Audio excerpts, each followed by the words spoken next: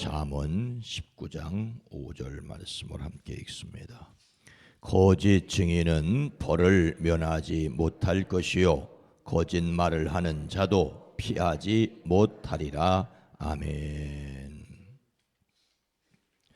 오늘도 그리스도 예수 안에서 행복하시기를 축복합니다. 도산 안창호 선생의 일화로 소개되는 내용이 있죠.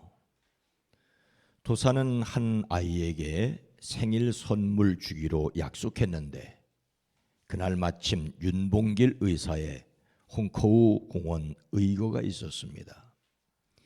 일제의 검거 열풍이 불어서 사람들이 피하라고 말렸는데 아이와 약속을 어겨서는 안 된다며 약속 장소로 나갔다 일제 경찰에 의해 체포되고 말았습니다. 안창호는 이렇게 약속을 중시하는 사람이라는 말이죠. 약속의 중요함. 어린아이와 약속을 지키기 위해 일제의 검거 열풍에 피하라는 말을 듣고도 나갔다는데 극적인 요소가 있습니다. 자기 생명을 잃더라도 반드시 약속을 지켜야 한다는 예화가 될 수 있죠. 하나님을 약속을 지키기 위해 십자가에서 고난을 겪으신 예수님을 설명하는 데 사용되는 이야기이기도 합니다. 그런데 약속을 지키려다가 체포된 안창호의 일화는 어디까지 사실일까라는 글을 읽은 적이 있습니다. 도산은 독립운동가 중에서도 으뜸인데 이런 분이 아이와의 약속을 지키겠다는 마음으로 무리하게 행보했다는 것은 독립운동의 중책을 맡은 사람이 해서는 안 되는 가벼운 행동이라는 것이지요. 아이와 약속을 했고 그 약속을 지키는 방법은 여러 가지 방법이 있을 수 있다는 것입니다. 도산이 윤봉길 의사의 의거 여파로 체포된 것은 사실이라고 합니다. 하지만 체포된 경위는 알려진 이야기와는 다르다고 합니다. 윤봉길 의사의 의거는 철저하게 극비로 진행되어 도산은 그 일 자체를 몰랐다고 합니다. 백범은 윤봉길 의사가 홍커우 공원으로 출발하자 즉시 도산에게 조심하라는 편지 한 통을 썼는데 마침 도산은 집에 없었기 때문에 이 중대한 전가를 받지 못했다고 합니다. 도산이 아이와 약속 때문에 나간 것은 사실이지만 경고를 받았는데 무시하고 약속을 중요하게 여겨 나갔던 것은 아니라는 말이죠.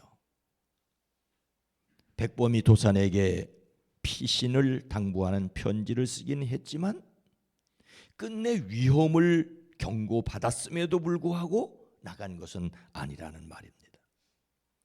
사실이 이런데도 위험하다는 고 말리는 것을 뿌리치고 약속을 지키려다가 체포됐다고 하면 극적인 요소는 있지만은 과장된 거란 말이죠. 이런 이야기가 생겨난 데는 춘원 이광수의 역할이 있었다고 합니다.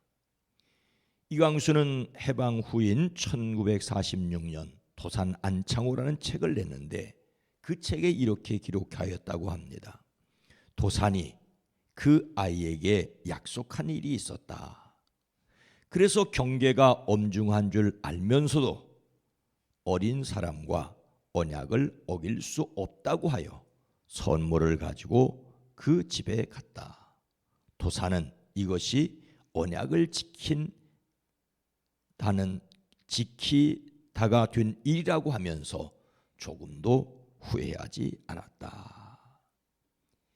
약속 지키다 체포된 안창호 일화는 어디까지 사실일까?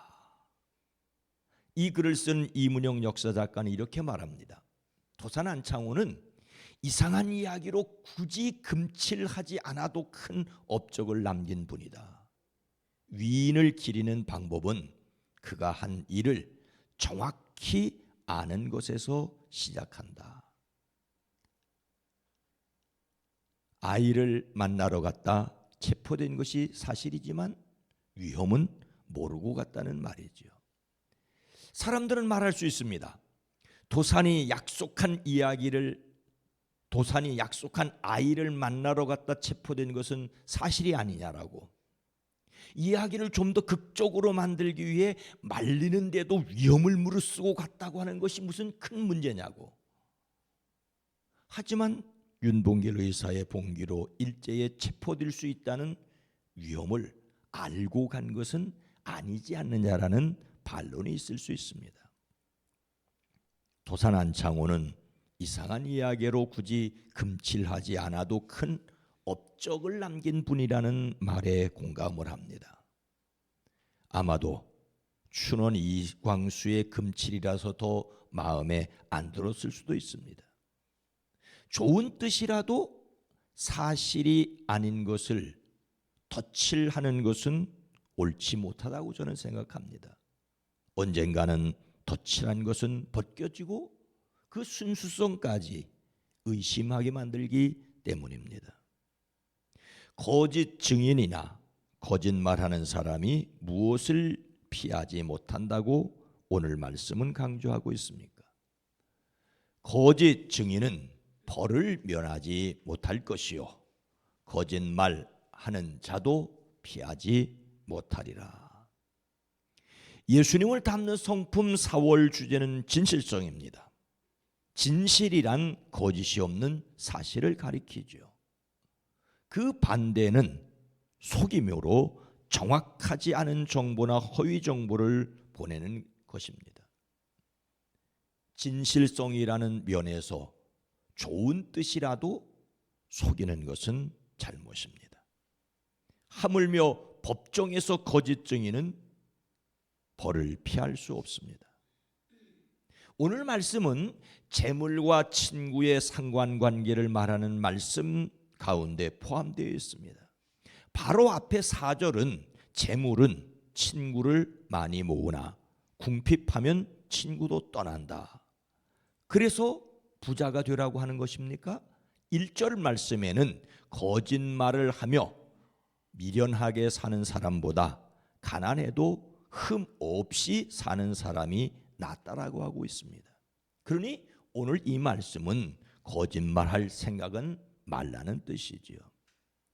거짓 증인과 거짓말하는 사람은 친분이나 물질적 이득을 위해 거짓말을 하는 사람, 경제적인 이익을 위해 친구라도 배신하는 사람을 가리킵니다.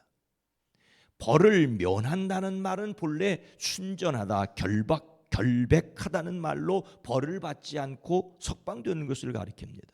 그런데 오늘 말씀은 벌을 면치 못할 것이라고 강조하고 있습니다.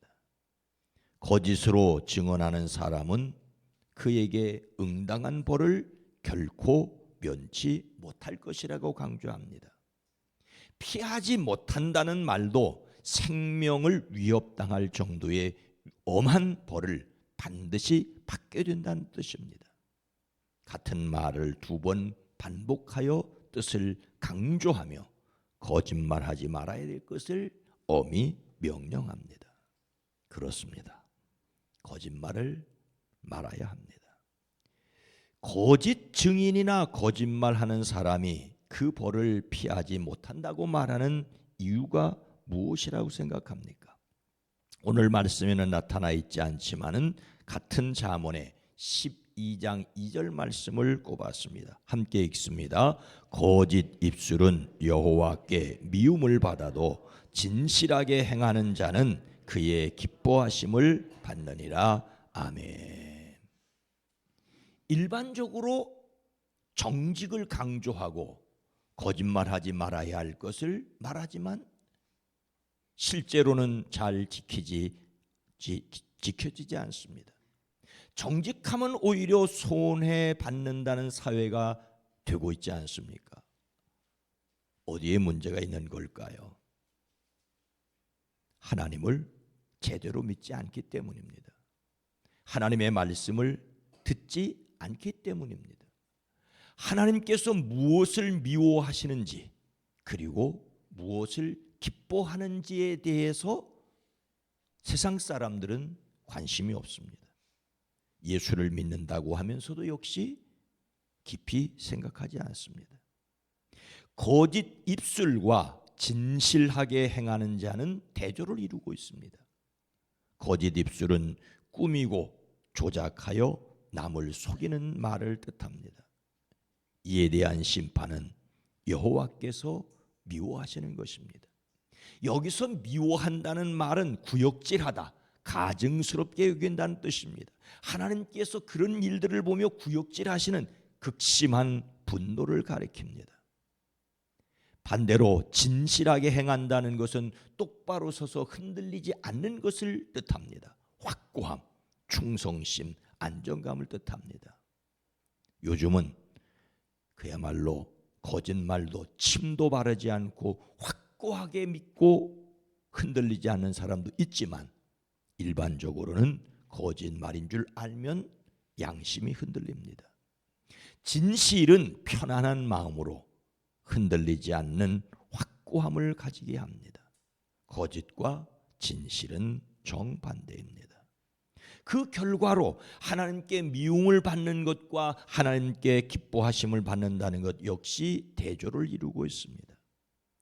하나님께 기뻐하신다는 말은 하나님께 은총을 받는다는 뜻입니다. 하나님께서 그 모든 일을 형통하게 하시고 행복하게 하시는 것을 가리킵니다. 역시 진실하게 살 것을 말하고 있습니다.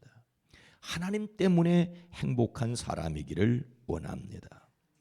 오늘 말씀을 마음에 새기고 거짓말하지 않기 위해 자신이 실천할 것은 무엇입니까? 다시 도산 안창호 선생의 말을 인용하면 이렇습니다. 농담으로라도 거짓말을 하지 말라. 꿈속에서라도 성실을 잃었거든 뼈저리게 뉘우쳐라. 죽더라도 거짓이 있어서는 안 된다. 모든 일은 참되고 실속이 있도록 애써 실행하라. 이런 말을 했으니 위험하다고 말리는데도 약속을 지키려고 나갔다 체포되었다고 과장하여 말할 수는 있을 것입니다. 그러나 좋은 뜻으로라도 지나치게 꾸미는 것은 나중에 덧칠이 벗겨져 그 진실성조차 상처를 받을 수 있으니 조심해야 합니다. 좋은 뜻에서 하얀 거짓말도 조심해야 합니다. 지나치게 강조하는 것도 조심하여야 하는데 지나치게 강조하면 미워하거나 심지어는 숭배하게 됩니다. 사실을 말할 수 없다면 차라리 말하지 않는 것이 훨씬 좋다고 저는 생각을 합니다. 에덴에서 뱀이 묻습니다. 하나님이 정말로 너희에게 동산 안에 있는 모든 나무의 열매를 먹지 말라고 말씀하셨더냐? 여자가 대답하지요.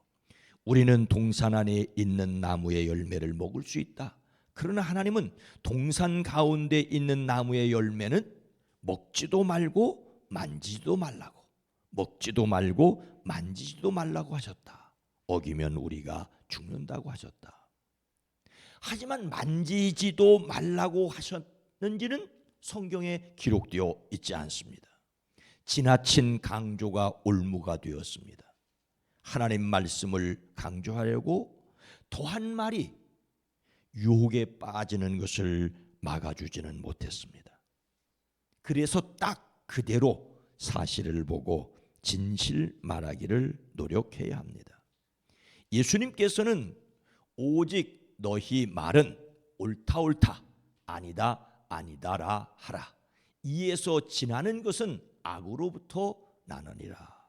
두 번 거듭해서 옳다 옳다 아니다 아니다 이렇게 말하는 것이 아니라 그러냐 옳어 정말로 옳어 그 정도로 끝내는 거예요. 아니냐 아니요 아니냐 아니야 절대로 아니라 절대로 아닐 수가 없고 절대로 옳을 수도 없을 수도 있다는 것입니다. 그래서 자기 자신에게뿐만 아니라 다른 사람에게 정직하기를 그리고 정직하지 못한 사람에게 너그러울 수 있기를 주의 이름으로 축복합니다. 거룩하신 하나님, 자비로우신 주님, 정직해야 하고 거짓을 버려야 한다는 것을 알지만 눈에 보이는 이익 때문에 또는 듣기 좋은 말을 하느라고 우리는 하얀 거짓말을 또는 이익을 위해서 검은 거짓말을, 새빨간 거짓말을 늘어놓는 세상 속에 살아가고 있습니다. 주님, 우리로 하여금 하나님 앞에 진실할 수 있기를, 자신에게 정직할 수 있기를, 사람들을 향하여 너그러울 수 있기를 소망하고 소망합니다. 성령 하나님, 우리를 도와주시옵소서. 우리를 이끌어 주시옵소서. 오늘 한 날도 살아가는 성도들의 가정 한 주간을 마무리합니다. 복되게 하옵소서. 사순절 세일의 기도회를 끝내고 또 오늘 저녁부터 금요일 집회가 있습니다. 함께 모여 찬양을 드리고 함께 기도할 수 있게 하옵소서. 주여, 대한민국 이 땅을 긍휼히 여겨 주시옵소서. 이 땅의 정치, 경제, 사회, 문화, 외교, 안보, 국방을 지켜주시옵소서. 이 백성을 긍휼히 여기시고 긍휼히 여기시고 긍휼히 여기시옵소서. 예수님의 이름으로 간절히 기도드리옵나이다. 아멘. 오늘 말씀을 생각하며 하나님이 기뻐하시는 말을 하게 하옵소서. 교회가 하나님이 기뻐하시는 일을 하게 하옵소서. 세상이 참 요원한 일이긴 하지만 그래도 하나님이 기뻐하는 짓을 하게 하옵소서. 기도합니다.